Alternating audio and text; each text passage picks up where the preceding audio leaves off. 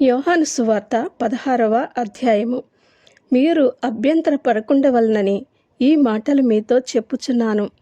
వారు మిమ్మును సమాజ మందిరములలో నుండి వెలివేయుదురు. మిమ్మును చంపు ప్రతివాడు తాను దేవునికి సేవ చేయుచున్నానని అనుకుని కాలము వచ్చుచున్నది. వారు తండ్రిని నన్నును తెలుసుకునలేదు కనుక ఈలాగు చేయుదురు.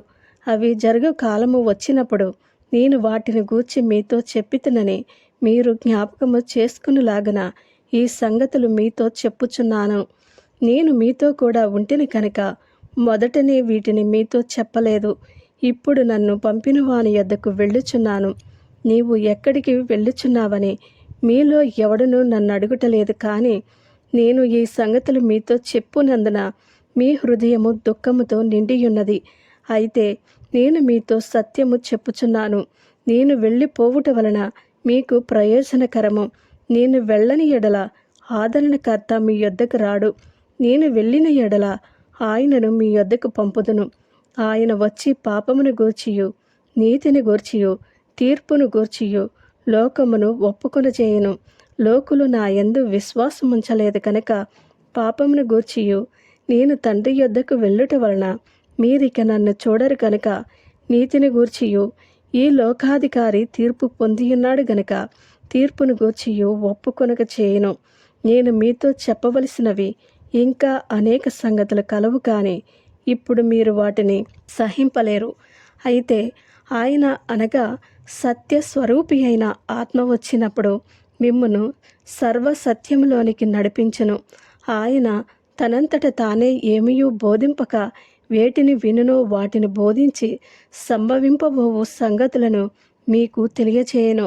ఆయన నా వాటిలోనివి తీసుకుని మీకు తెలియచేయను గనక నన్ను మహిమపరచును. తండ్రికి కలిగినవన్నీయు నావి, అందుచేత ఆయన నా వాటిలోనివి తీసుకుని మీకు తెలియచేయనని నేను చెప్పితిని.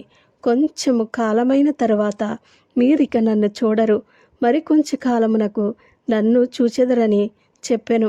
కాబట్టి ఆయన శిష్యులలో కొందరు కొంచెం కాలమైన తర్వాత నన్ను చూడరు, మరి కొంచెము కాలమునకు నన్ను చూచెదరు. నేను తండ్రి యొద్దకు వెళ్ళుచున్నాననియు ఆయన మనతో చెప్పుచున్న మాట ఏమిటని ఒకనితో ఒకరు చెప్పుకొనిరి. కొంచెము కాలమని ఆయన చెప్పుచున్నదేమిటి? ఆయన చెప్పుచున్న సంగతి మనకు తెలియదని చెప్పుకొనిరి. వారు తన్ను అడుగు గోరుచుండిరని యేసు ఎరిగి వారితో ఇట్లనెను, కొంచెము కాలమైన తర్వాత మీరు నన్ను చూడరు, మరి కొంచెము కాలమునకు నన్ను చూచెదరని నేను చెప్పిన మాటను గూర్చి మీరు ఒకరితో ఒకరు ఆలోచించుకునుచున్నారా? మీరు ఏడ్చి ప్రలాపింతురు, కానీ లోకము సంతోషించును. మీరు దుఃఖింతురు, కానీ మీ దుఃఖము సంతోషమగనని మీతో నిశ్చయముగా చెప్పుచున్నాను. స్త్రీ ప్రసవించినప్పుడు ఆమె గడియ వచ్చెను గనుక ఆమె వేదన పడును. అయితే శిశువు పుట్టగానే లోకమందు నరుడొకడు పుట్టెనను సంతోషము చేత ఆమె ఆ వేదన మరి జ్ఞాపకము చేసుకునదు. అటువలే మీరును ఇప్పుడు దుఃఖపడుచున్నారు, కానీ మిమ్మును మరలా చూచెదను. అప్పుడు మీ హృదయము సంతోషించును. మీ సంతోషమును ఎవడను మీ యొద్ద నుండి తీసివేయడు. ఆ దినమున మీరు దేని గూర్చియు నన్ను అడుగరు. మీరు తండ్రిని నా పేరట ఏమి అడిగినను ఆయన మీకు అనుగ్రహించినని మీతో నిశ్చయముగా చెప్పుచున్నాను. ఇదివరకు మీరేమియో నా పేరిట అడగలేదు. మీ సంతోషము పరిపూర్ణమగనట్లు అడుగుడి, మీకు దొరుకును. ఈ సంగతులు గూఢార్థముగా మీతో చెప్పితిని. అయితే నేనిక ఎన్నడను గూఢార్థముగా మీతో మాటలాడక తండ్రిని గూర్చి మీకు స్పష్టముగా తెలియచెప్పుగడియ వచ్చుచున్నది.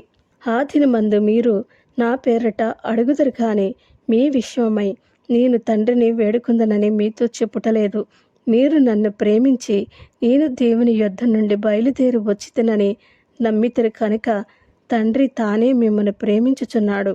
నేను తండ్రి యొద్ద నుండి బయలుదేరి లోకమునకు వచ్చియున్నాను, మరియు లోకమును విడిచి తండ్రి యొద్దకు వెళ్ళుచున్నానని వారితో చెప్పెను. ఆయన శిష్యులు, ఇదిగో ఇప్పుడు నీవు గూఢార్థముగా ఏమీ చెప్పక స్పష్టముగా మాట్లాడుచున్నావు. సమస్తము ఎరిగిన వాడవనియో ఎవడునూ నీకు ప్రశ్న వేయనగత్యము చేయలేదనియో ఇప్పుడు ఎరుగుదుము. దేవుని యొద్ద నుండి నీవు బయలుదేరి వచ్చితివని దీని వలన నమ్ముచున్నామని చెప్పగా, యేసు వారిని చూచి, మీరిప్పుడు నమ్ముచున్నారా? ఇదిగో మీలో ప్రతివాడును ఎవని ఇంటికి వాడు చెదరిపోయి నన్ను ఒంటరిగా విడిచిపెట్టు గడియ వచ్చేయున్నది. అయితే తండ్రి నాతో ఉన్నాడు గనుక నేను ఒంటరిగా లేను.